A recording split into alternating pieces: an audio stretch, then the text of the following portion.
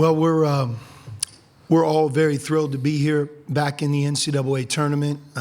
Myself and our staff, certainly our team, and I think Xavier as a university. And sometimes when you're away from the NCAA tournament, you miss it and you learn how special it is to be here. So being a 3 seed and returning back, I think is something that means a lot to all of our players.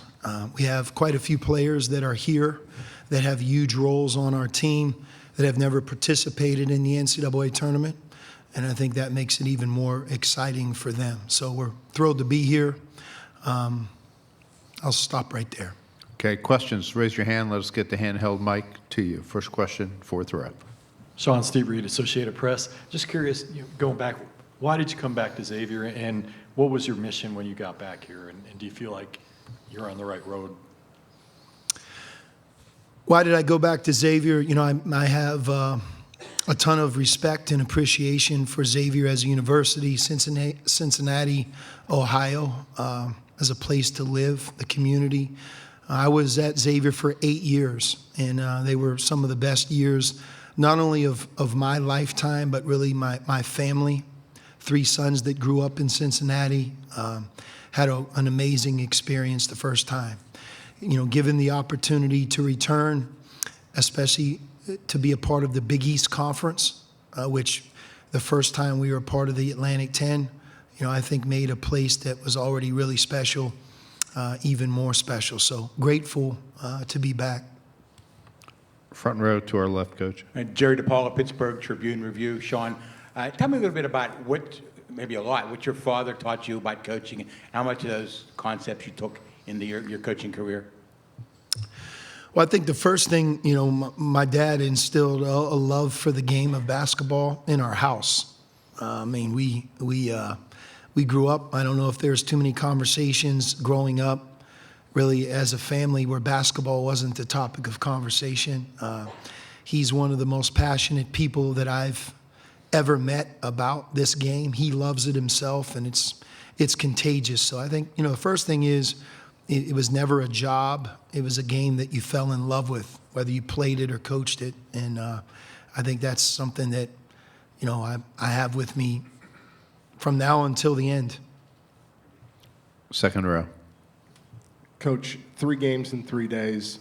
Do you feel like the break in preparation for this has served your team well? And what's their readiness level for tomorrow? I do. You know, I think not playing today and playing tomorrow was a good thing for our team. You know, the Big East season, you have to remember, is the first time where all of us played 10 home games and 10 road games. It's quite a task. It's an amazing conference.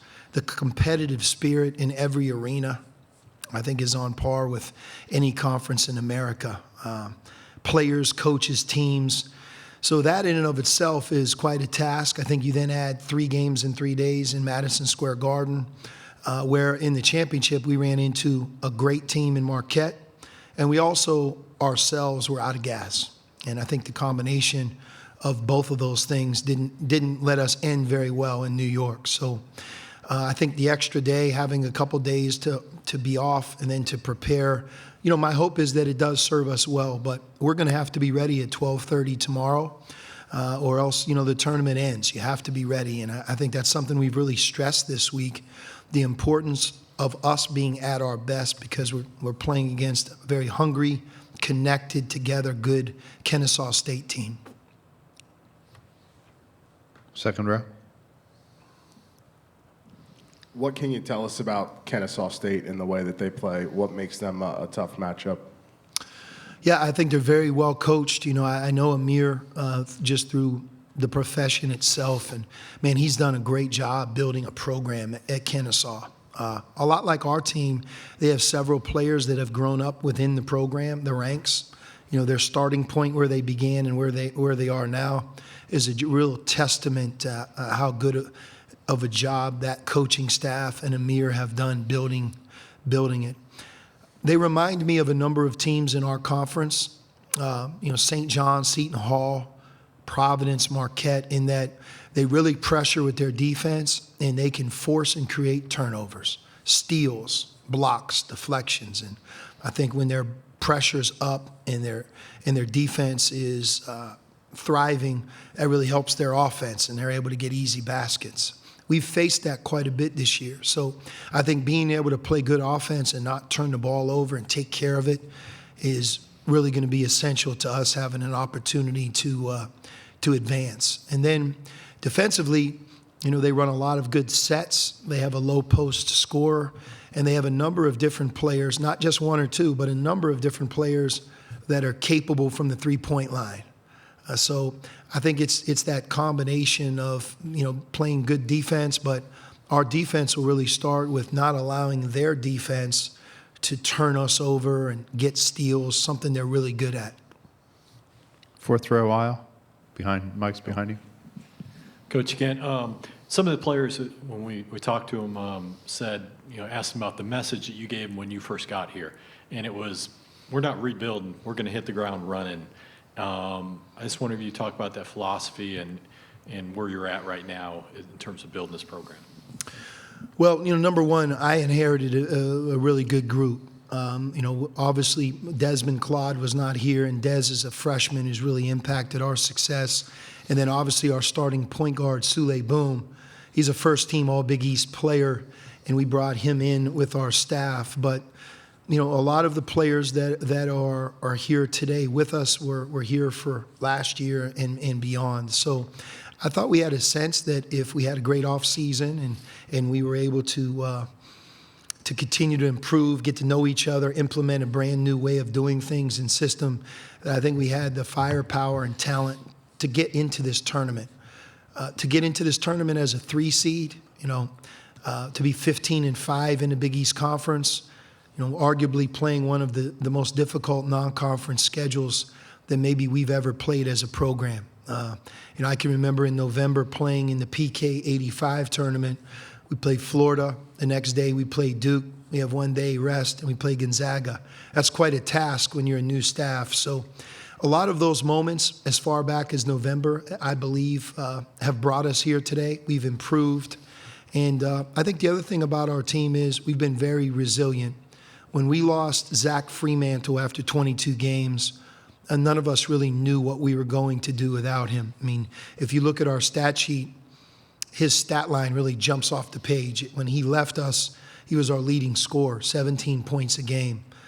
He had games at Villanova where, he was the Big East Player of the Week. So when you lose somebody like that, you don't really know how it's going to go. And I think the testament for us is we've been able to overcome that injury as well, which I give a lot of credit to our players. We also have members of the media on Zoom. If you have a question, please use the raise your hand function. We'll try to get to you. Next question, second row here. Sean, you were watching this tournament like a lot of people last year at home. Have you been able to take some time to appreciate the fact that you're back here right now and everything that's gone into that? For sure. I don't think that's, I may have lost perspective on a couple of things over the years, but I've never lost the perspective of how special it is to be a part of the NCAA tournament. There's nothing like it. I go back to my playing days. If you ask me in order, who did you play first time you ever in the NCAA tournament? Eastern Michigan.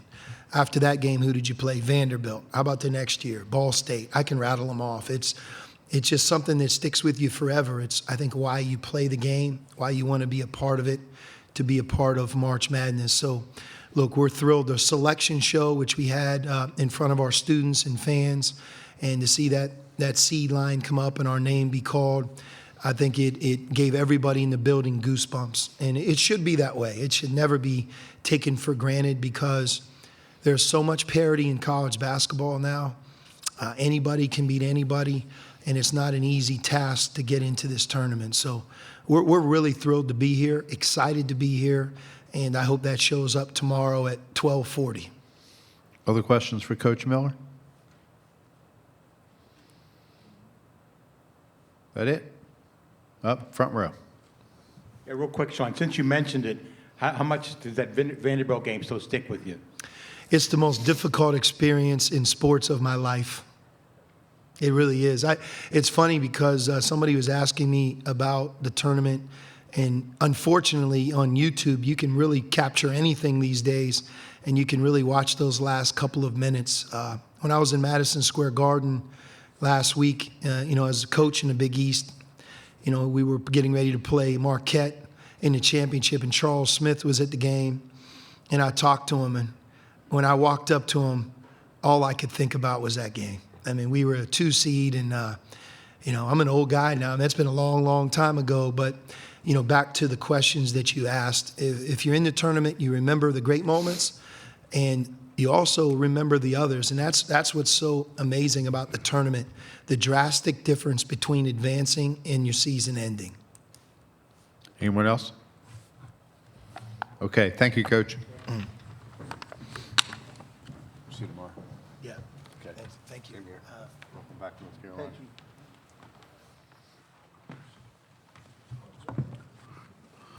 We'll resume again at 12:35 with the student athletes from Iowa State.